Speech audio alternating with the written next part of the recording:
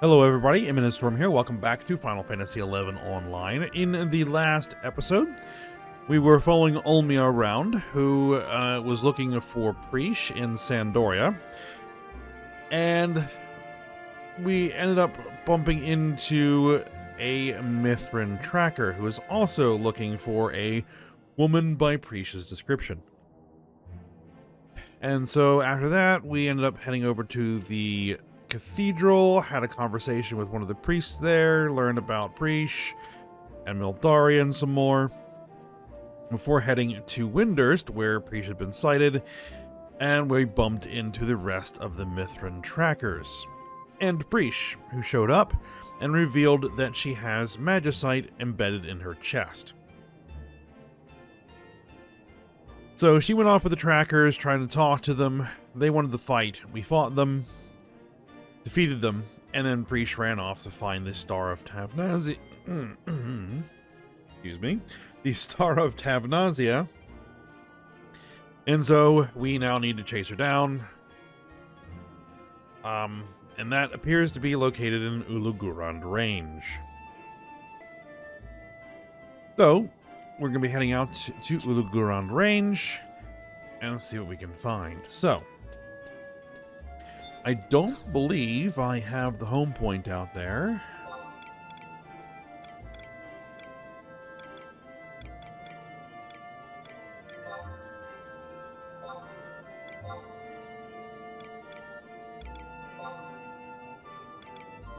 No, it would be Valdonia, but I do not. Okay.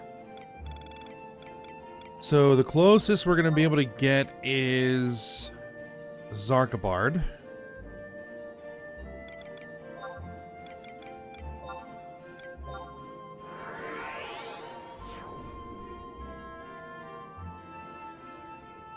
So you're going to head up to Relude Gardens and use the survival guide to teleport out there. I'm pretty sure I have the Zarkabard survival guide. Yeah, I mean, I would have to have the Zarkabard survival guide.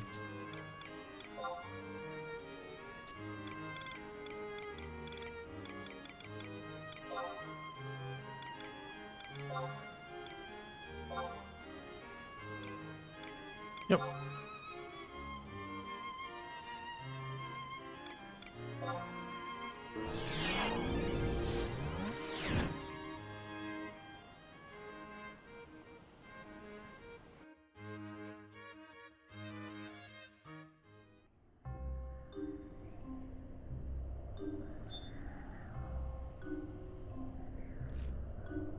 Alright, Ulugurand Range is up to the north, so we got a bit of a ride on our hands.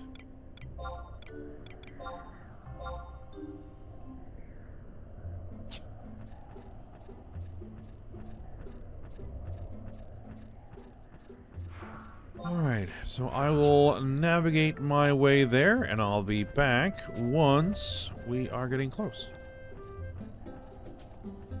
Alright, we are here at the entrance to the cave that leads to Ulugurand Range.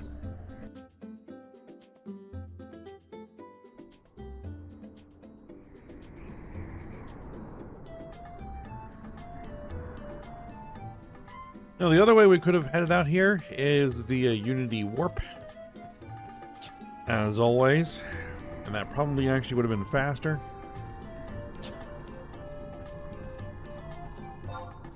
But you know what? A chocobo ride is fine.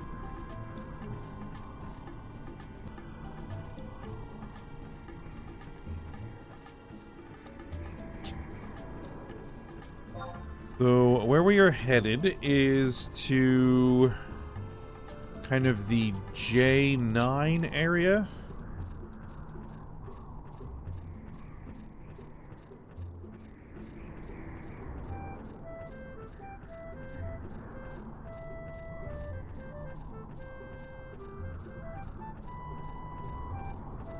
It is very snowy here.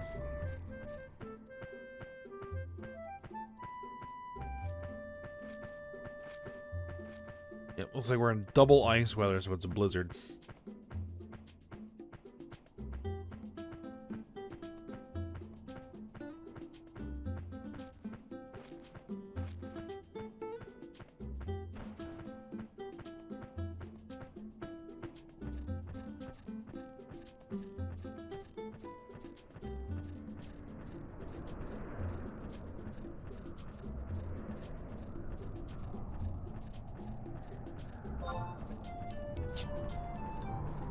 Alright, so down the ramp.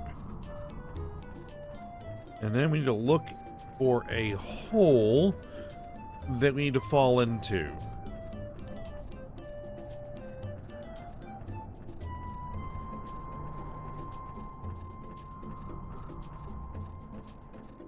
It should be in this area somewhere.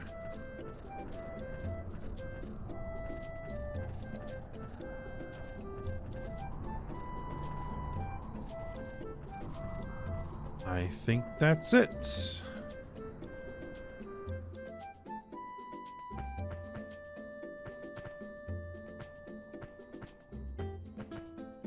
Now we want to go south, I think.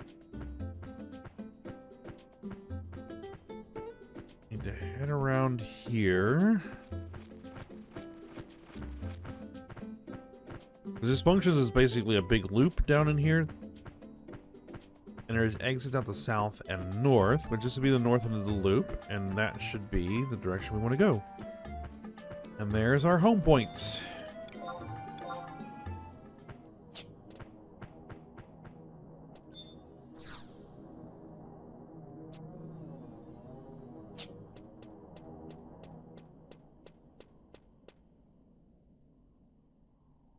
This should take us to Bear Claw Pinnacle.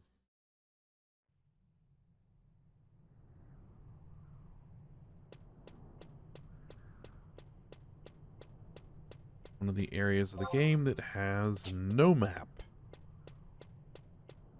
Not that it needs one, it's just a straight tunnel.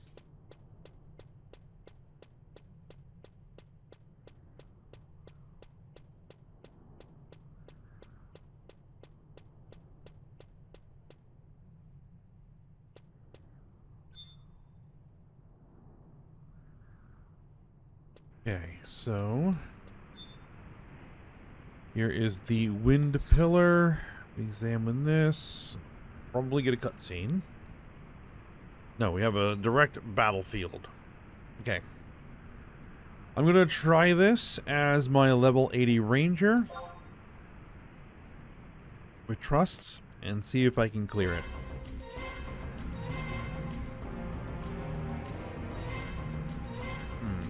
A magical barrier prevents you from moving any closer.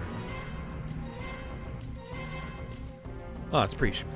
You made it, Tuna. Just in time, too. You were about to be the lucky recipient of Lady Preach's Punishment and Pain Special. So this is the beast and barrier I've heard so much about. Step aside and watch a professional at work.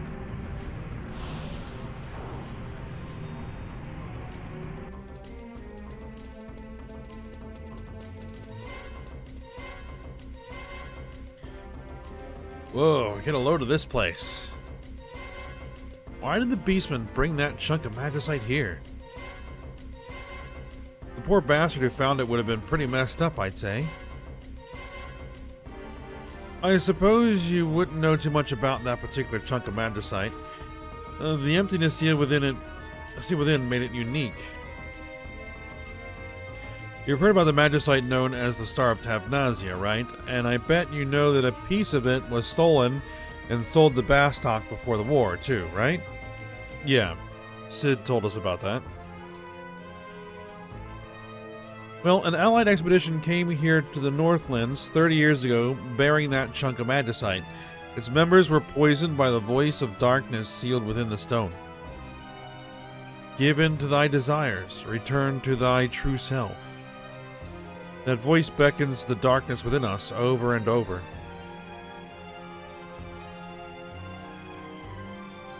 That is why the members of the expedition went a little loopy. You can't really blame them, though. I mean, you would too, if the Twilight God was whispering in your ear.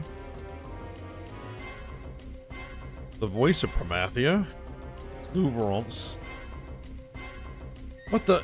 You eavesdropping again? You must tell me more of this tale. I'm Louvrance N. Mistal, Prince Mage M. Mistal, Royal Knight and member of the Allied Expedition, was my grandfather. Oh, so that's which one you are. In that case, I know all about you two. So, you finally come back. Did you manage to avenge your grandfather's death? How'd you know about that? Could it be that you're... You got it, buddy. It's your lucky day. I'm Preesh, and this here's Tuna. You two. I bet you heard that nobody knows what to make of us, huh? But as that doesn't bother me one bit, you shouldn't let it bother you either. What I want to hear is the lowdown on the big boss behind the kindred of the Northlands. The Mithra seems to think that it's Promathia, but I know better than that. So who the hell is it? He's called the Divinity of Darkness by the Beastmen, apparently. I returned here to investigate that very fact. The legends of the northern islands tell that the Divinity of Darkness slumbers in this land. Oh, this is Louveron's. At some time in the past, the Shadow Lord followed the voice of this sleeping deity to its source. His actions, led by the powerful stone in the possession of the Shadow Lord, the Divinity of Darkness created an army of demons to enter the service of his visitor. I think I'm starting to get it now. The being who the Beastmen call Promathia is actually... Tell me, I must know the truth.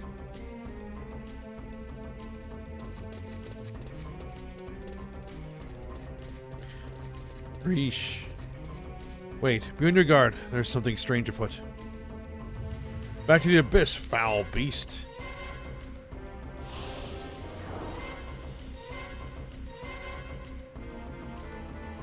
Okay, so we have a fight on our hands here. Now, this fight is a bit unique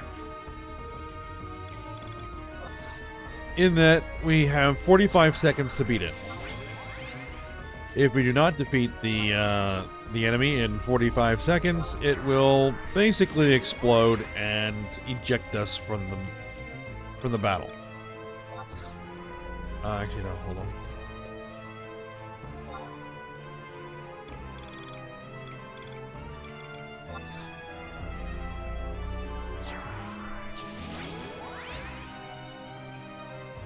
We'll go with King of Hearts.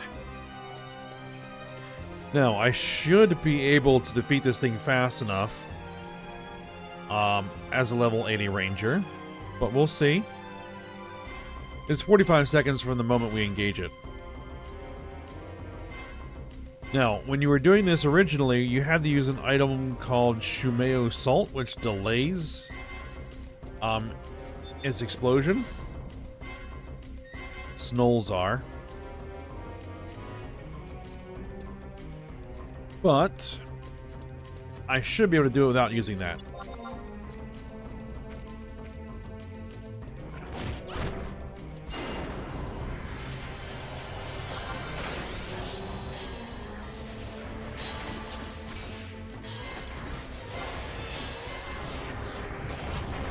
If I can't, I will just switch to Dragoon, come back, and then do it.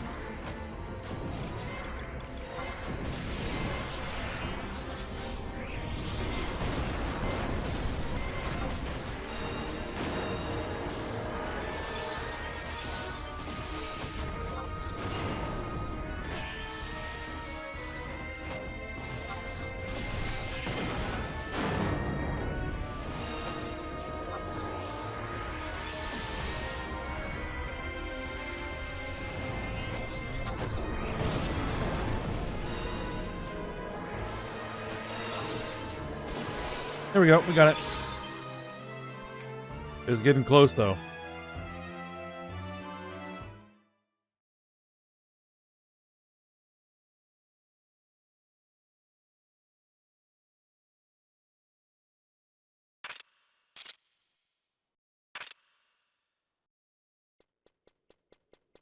Apparently, Louveron's is a little worse for wear.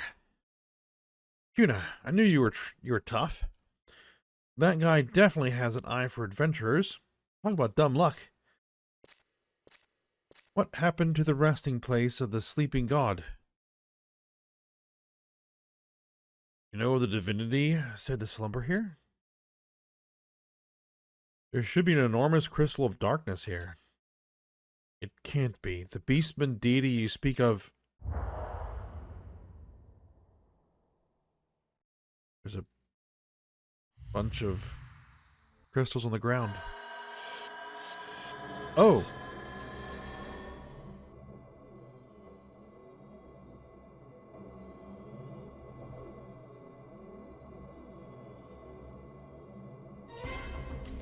Is that? Stay back. The voice of darkness will have you. I will never forget that stone. It's the magnesite that drove the Allied expedition members to madness. That stone is responsible for my grandfather's fate? No.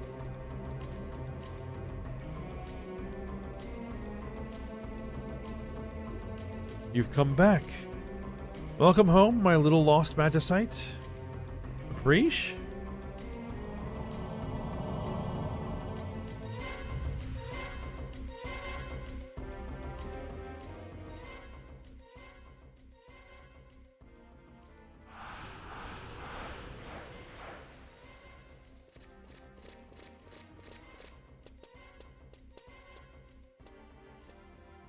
I must follow my friend. I must learn the truth.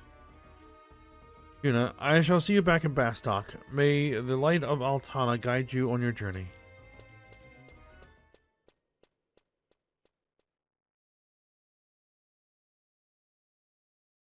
Alright. So, Preesh took it.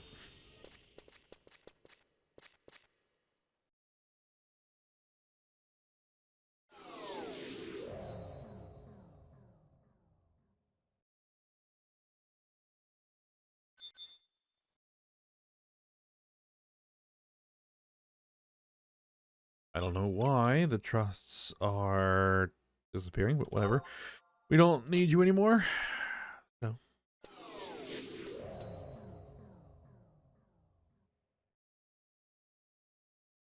Alright, so we now need to head back to Sid.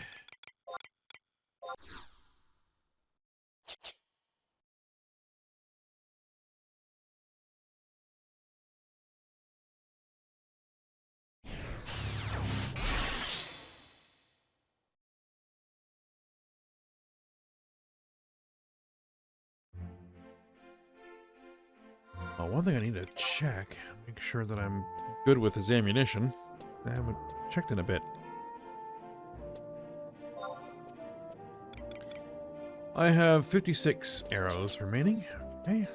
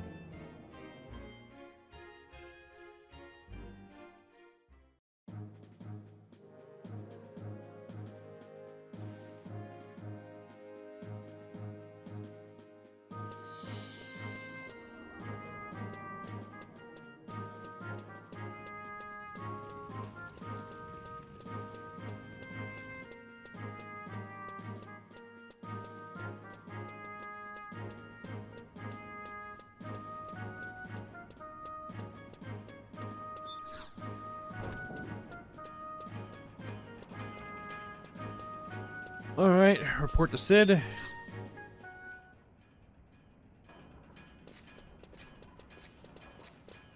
Apparently the Mithrin trackers are still following us around. Ulmia!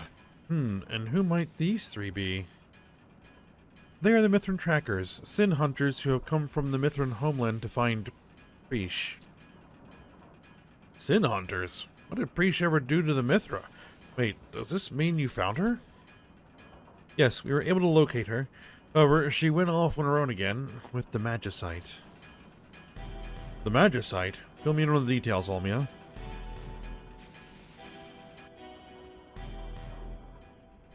I see. I didn't realize that Tabnazia's magnesite was that powerful or that dangerous.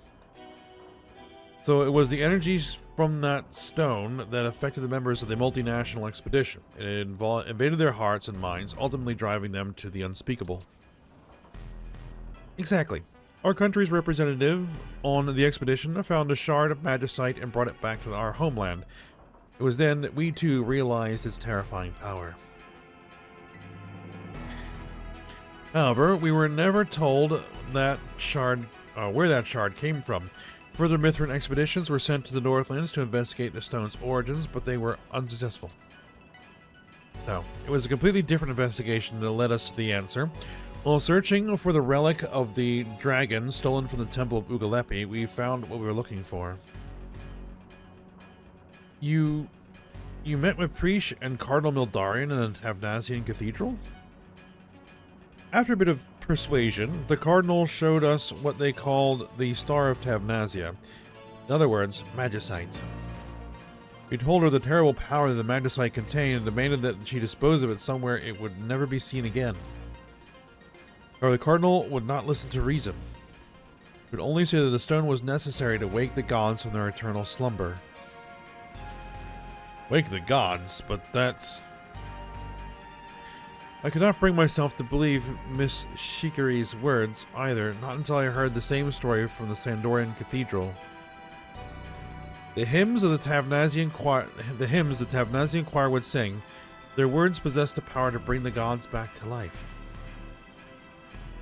A stone, a song. Wait, that song Prish sang to help Celtus escape, is that the same song? And so, the whole song has been recited. No. There is a fifth verse, and only the sleeping gods know it. However, if one were to inquire with the god that recently awoke in the Ulaguron range, it is only a matter of time before the fifth and final verse is sung. Or possibly, the woman in cell... No, I cannot trust you yet with that information. Good day.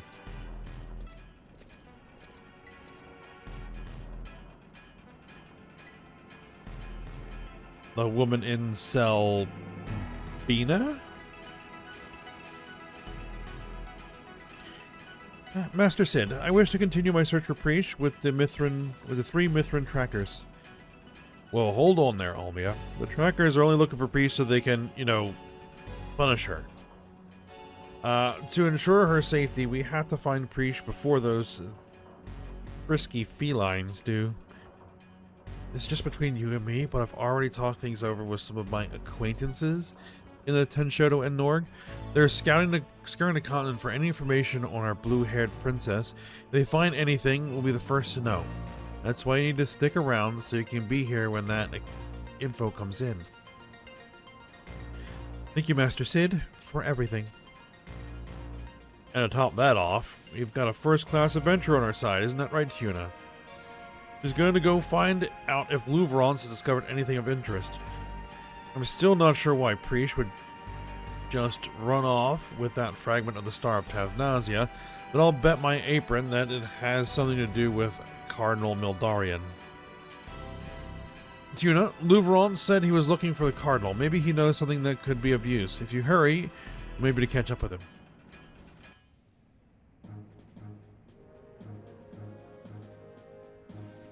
Yes. I think that's one of the things.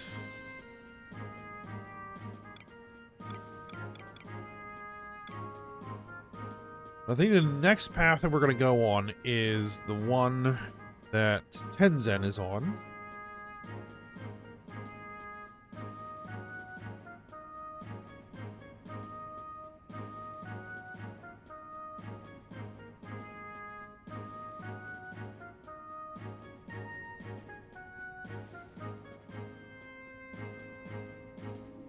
And he was going after Celtus. Alright, Tenzen. He says something about going to ask the assistance of Carbuncle. Yes, we need to go ask the assistance of Carbuncle. Which, to do that, we need to head to Lathen Plateau. Lathane Plateau?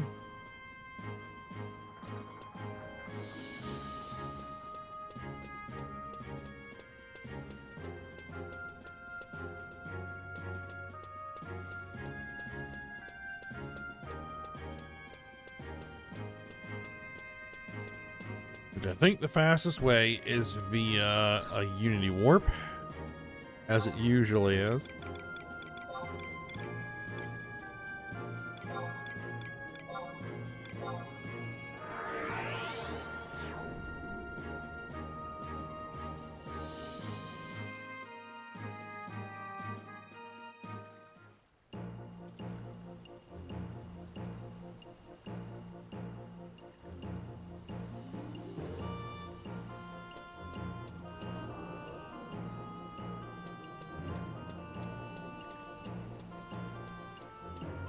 I think it's Eagsley here, who is the Unity NPC in Bastock. Yes.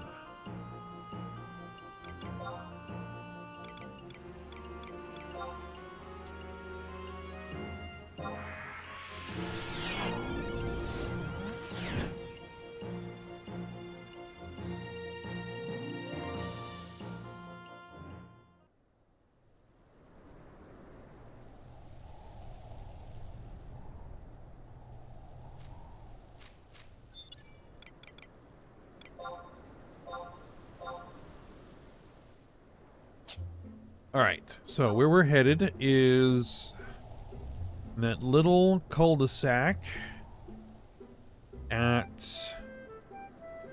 G6.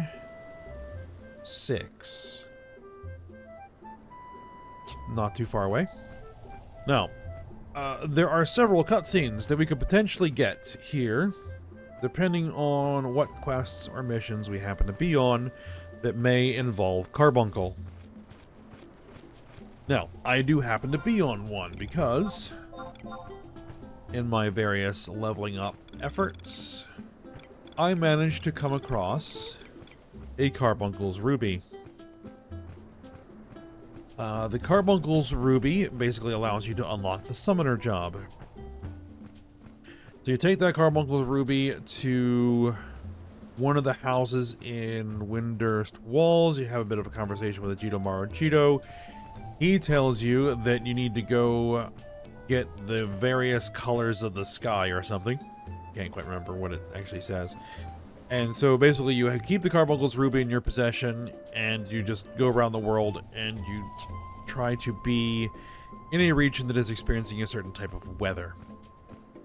And I have managed to actually acquire all of the weather types. So there's 7 of them. You know, clear skies, dust storms, windstorms, rainstorms, thunderstorms, heat waves. I'm missing one.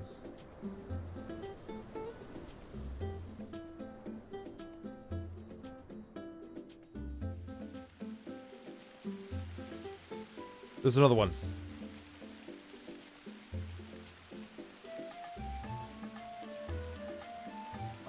Let's see. Oh yeah, ice. Ice storms.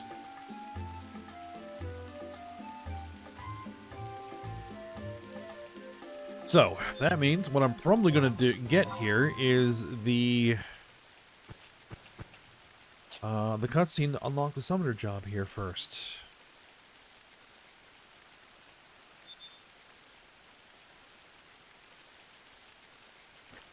So, see what happens. This question mark point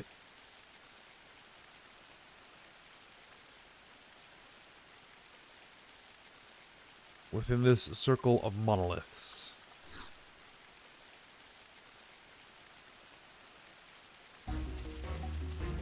Ah, it is Tenzin. Okay. A moment, Tuna. Common rumor has it that one can meet here with the terrestrial avatar Carbuncle. Could this be true?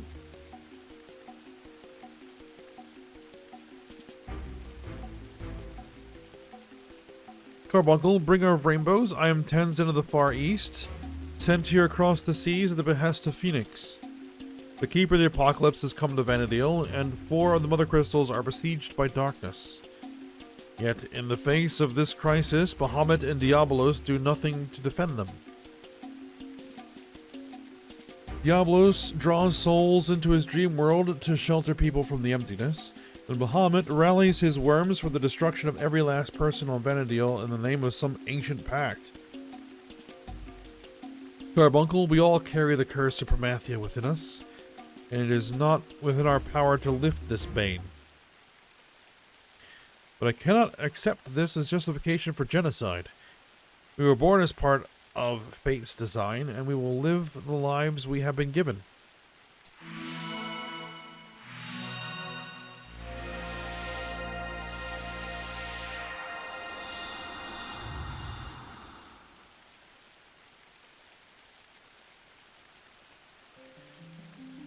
It's Carbuncle. You have brought the soul of Phoenix across the waves, and you who carries the blessings of the Mother Crystal, you have finally come into contact with the will of Promathia. I knew that even should the past be ground into dust, there would come a time when people would uncover the truth. No matter how tightly sealed, as long as it exists alongside the Mother Crystal, Promathia's will shall one day awaken. That is why I have come to guide you to the power of the slumbering gods. As many people as possible must possess this strength to prevent the awakening of the Twilight God. The slumbering gods? You speak of the great avatars that dream away their existence in every corner of Vana'diel? I sense that Phoenix does not approve of my actions. He who tries to save the world and he who tries to save mankind, Bahamut and Diablos, would also surely oppose me if they knew of my plans. Every time the power of the avatars is granted to a person, it hastens the awakening of the sleeping gods. If the siphoning of energy continues, the boundaries of the crystal world they protect will shatter, and their true forms will manifest upon the world of Vana'diel. And then a furious battle will ensue between the terrestrial avatars and the newly awakened gods. But I believe that this is the only option remaining to prevent Promathia's rebirth. The awakening of Promathia draws near. With the Keeper of the Apocalypse now among us, all that remains is for the gates of paradise to be opened. I don't understand. Has not the pursuit for the gates of paradise all been the result of Promathia's curse? If so, then everything has been for the purpose of awakening the Twilight God. Carbuncle, destroying his minion ourselves is the only way to save the children of Altana. I beg of you to lend us the strength we need. Please tell us where to find the Keeper of the Apocalypse. You shine so brilliantly. I know that guiding light well. It is a light standing at your side, merging with your own, that so fills you with hope. Very well. I'll grant you my assistance. You will help us? 30 years ago, I sensed the birth of the Keeper of the Apocalypse. After a number of years, the presence faded, and I can no longer sense its location. However, the fiery bird of resurrection will continue to lead your steps on this journey. And that is why I will lend my strength to Phoenix's diminished soul. You have our thanks, bringer of rainbows. I am delirious with joy at your words. Do not rejoice just yet, Tenzin. The energy I will share with Phoenix does not exist here. It can be found in the city built by the Kulu on the outskirts of the Zilartian capital, a place known as Psoja. Another trip to Psoja. The power we granted the Kulu in ancient times should still be sealed within that city. Venture deep within the ruins and open Carbuncle's gate. With the knowledge you now hold, you should be able to operate the device that lies within. As I have no strength for battle, this is the best that I can do, but I am sure you will find it helpful.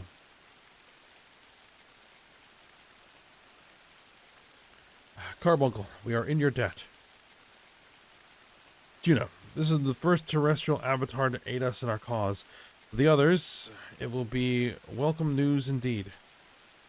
But first, we must secure the energy that is sealed within the ruins of Soja. Let us rendezvous before the gate of Carbuncle. Alright. Now.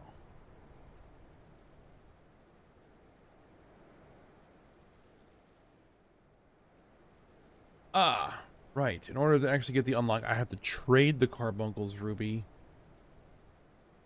I might as well do it while I'm sitting here.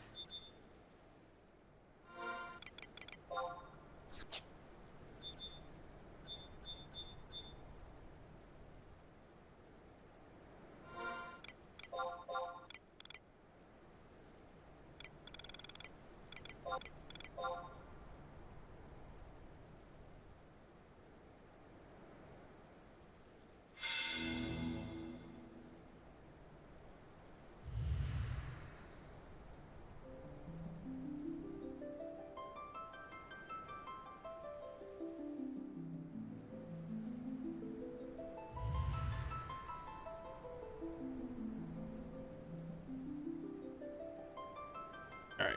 This could potentially be the first time you meet Carbuncle, so...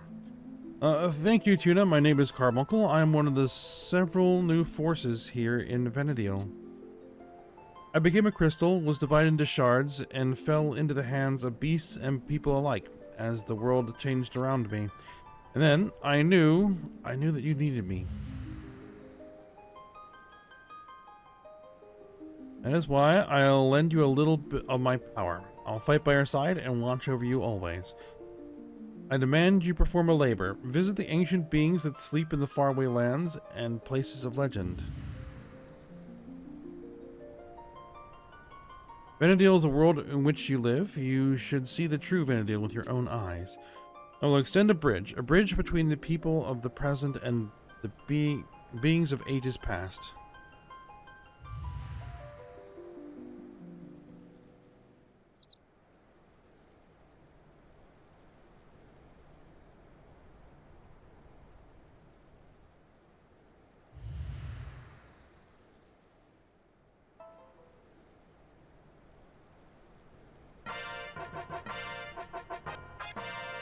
Alright, I can now become a summoner. Alright.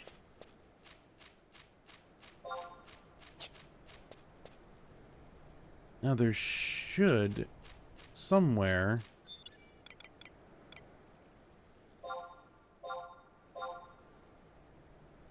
be a rainbow visible.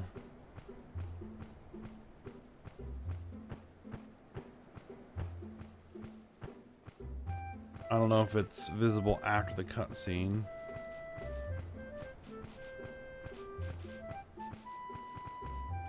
But I think it should actually be visible to anyone who's in the zone. So basically, anytime you see a rainbow in Lethane Plateau, it means that someone has unlocked the summoner job. Okay, so we need to head back to Soja. And why did I mount? I don't need to mount?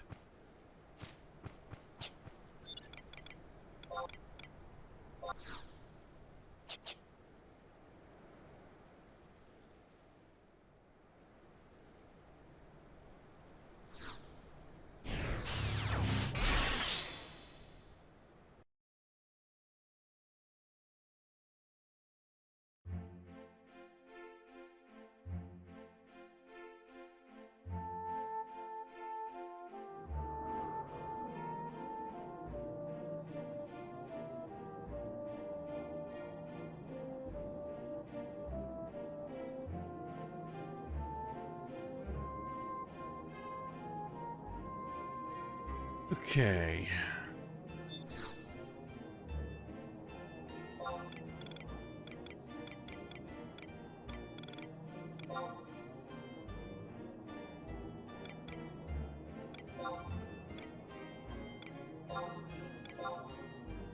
Let me just take a look here at what we're gonna have to do and decide if I have enough time to really do it. So, just a moment.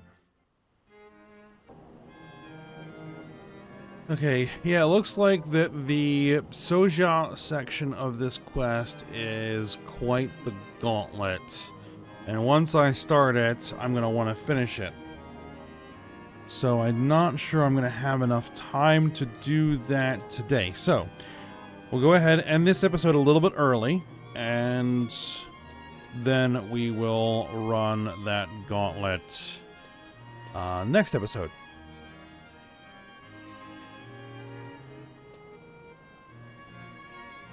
And see how far we can get in Tenzen's mission, which is quite involved. So